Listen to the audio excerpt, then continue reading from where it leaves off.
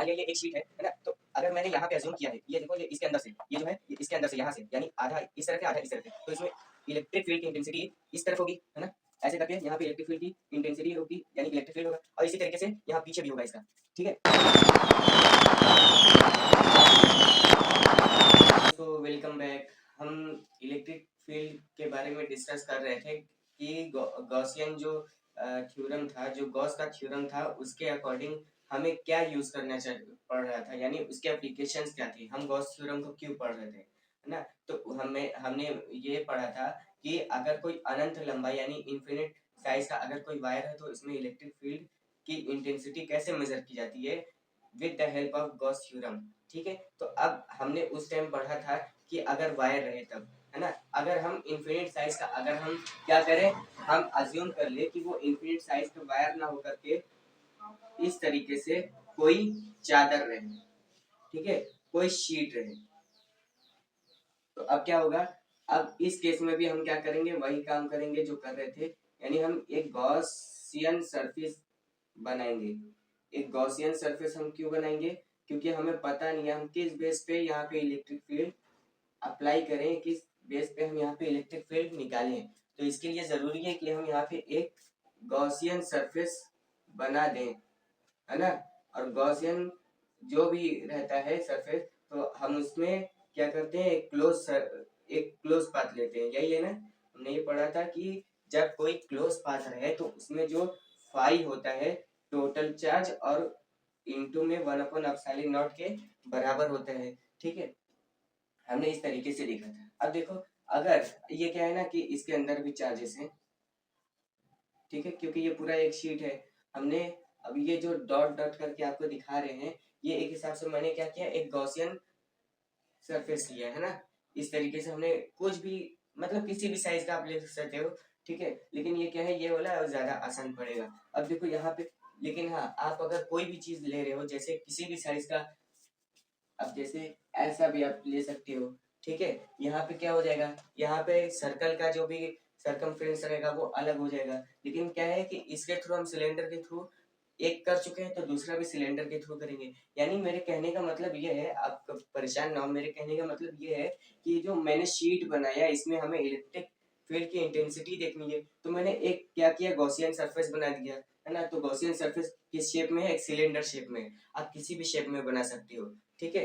लेकिन क्या है, उसका जो आपका, जिसे हिंदी में वक्रपृष्ठ बोलते हैं, ठीक है, तो उसे याद होना चाहिए। अब जैसे हमने इस सिलेंडर का पहले कर चुका है, तो इसी के अकॉर्डिंग हम करेंगे, ज्यादा टेंशन नहीं रहेगा, ज्यादा प्रॉब्लम नहीं रहेगा, ठीक है। तो कहने का मेरा मतलब ये था। तो अपने बात को आगे बढ़ाते हैं। यहाँ पे क्या है कि ये एक शीट है। अब जैसे मान लिया ये एक शीट है ना। तो अगर मैंने यहाँ पे अज्यूम किया है, ये देखो, ये इसके अंदर से, ये जो है ये इसके अंदर से, यहाँ से, यानी आधा इस तरफ है आधा इस तरफ है, तो इसमें इलेक्ट्रिक फील्ड की इंटेंसिटी इस तरफ होगी, है ना। ऐसे करके यहाँ पे इलेक्ट्रिक फील्ड की इंटेंसिटी होगी, यानी इलेक्ट्रिक फील्ड होगा, और इसी तरीके से यहाँ पीछे भी होगा इसका, ठीक है। तो यहाँ पे ये पीछे भी मैंने बना दिया, समझ में आ रहा है। तो यही चीजें हैं, आपको थोड़ा सा समझना था, ठीक है। तो अब क्या है, इसका ये चीज जो है, हम मान लेते हैं कि ये क्या है, ये डी ए है, और इसी तरीके से यहाँ भी क्या है, ये क्या है, ये भी डी ए है, ठीक है। यानी ये जो शीट है, हमने ये देखा कि इसमें इलेक्ट्रिक फील्ड की इंटेंसिटी वो दो जगह पर है ना, एक आगे है और एक पीछे है। तो हम क्या करते हैं कि गॉस का थ्योरम क्या कहता है, गॉस का थ्योरम ये कहता है, पहले हम फाई का, यानी जो जो फाई था उसका फार्मूला लिख दें। तो फाई का फार्मूला हमने पढ़ रखा है, ई डॉट डी ए, ठीक है। और phi equal to E integration of A D A, ये हमने पढ़ रखा है ना। अब in case of two surface, in case of two surface, क्यों, देखो, इस शीट में जैसे बुक था, इसका एक ये सरफेस है और इसका एक ये सरफेस है, ये एक शीट की तरह है, ये एक चादर की तरह है ना। तो वैसे इसका भी वही चीज होगा, इसका भी दो सरफेस होगा। तो एक सरफेस पे जो इलेक्ट्रिक फील्ड है वो जो हाँ जो भी एक एक सरफेस पे जो फ्लक्स है वो ई डॉट डी है, तो दूसरी तरफ भी सेम होगा, यानी ये जो टोटल फ्लक्स हो जाएगा, यहाँ पे लिख सकते हैं ये जो टोटल फ्लक्स है, ठीक है, टोटल फ्लक्स जो हो जाएगा E integration of A D A plus में E integration of A D A, ठीक है, समझ में आया। और यहाँ पे हम क्या करेंगे, phi equal to 2 times of E integration of A D A, और फाई इक्वल टू हमारा आ जाएगा 2 ई इंटू में ए।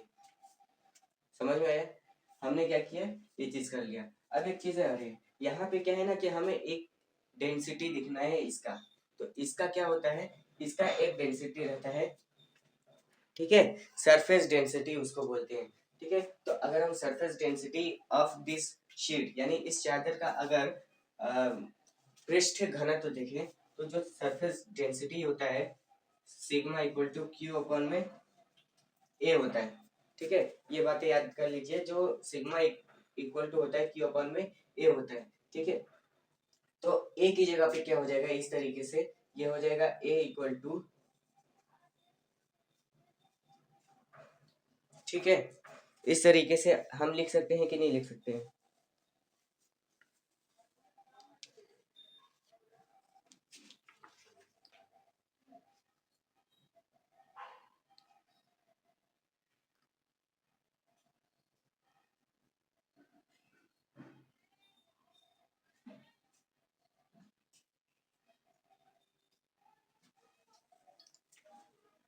हम यहाँ पे क्या है, अब हम लिख सकते हैं ये जो Q है, Q इक्वल टू हो जाएगा सिग्मा इंटू में A, ठीक है, Q equal to sigma into में A। अब हम क्या करते हैं कि इसको अब हम आगे देखते हैं, आगे क्या होगा, ये नोट कर लीजिए, इतना नोट कर लीजिए, पहले सबसे पहले ये लिखना है, फिर उसके बाद ये लिखना है, और फिर ये लिखना है, ये क्या है, ये है सरफेस डेंसिटी, ये है सरफेस डेंसिटी, यानी हिंदी में बोलेंगे पृष्ठ घनत्व, इसे सिग्मा से डिनोट करते हैं। और इतनी बातें आप लिख लीजिए, फिर हम आगे बढ़ते हैं।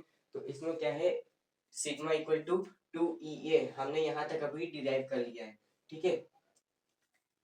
अब क्या है, हमने पढ़ रखा है, अब देखो यहाँ पे अभी तक हमने क्या किया, बस डेरिवेशन ही किया है।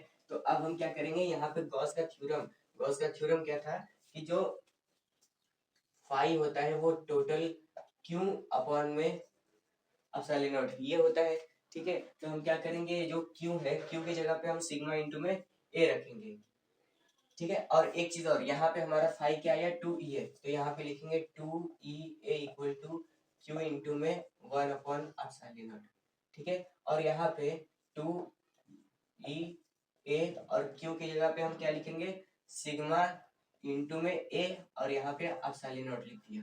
इतनी बातें समझ में आई।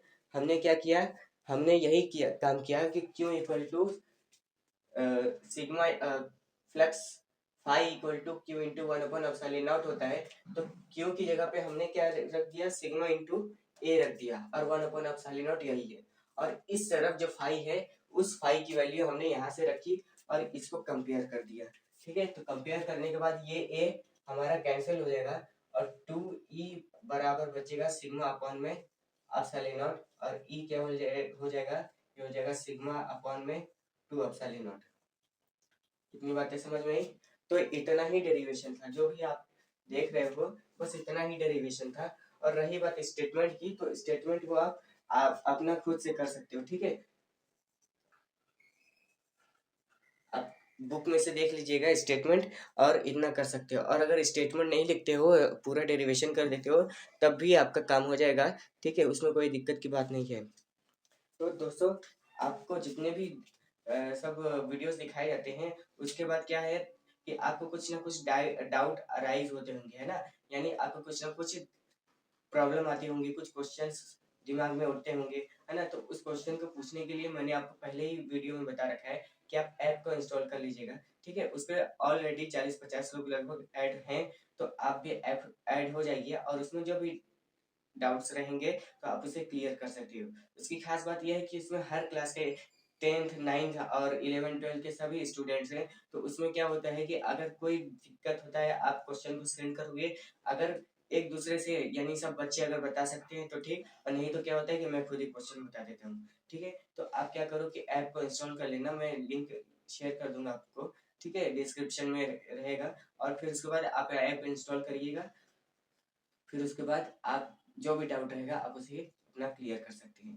दोस्तों उम्मीद है कि आपको ये समझ में आया होगा, तो वीडियो को लाइक कर दीजिए और उसके बाद चैनल को सब्सक्राइब कर दीजिए ताकि आगे का जो वीडियोस रहे वो आपको जल्दी से जल्दी मिल सके। Thank you.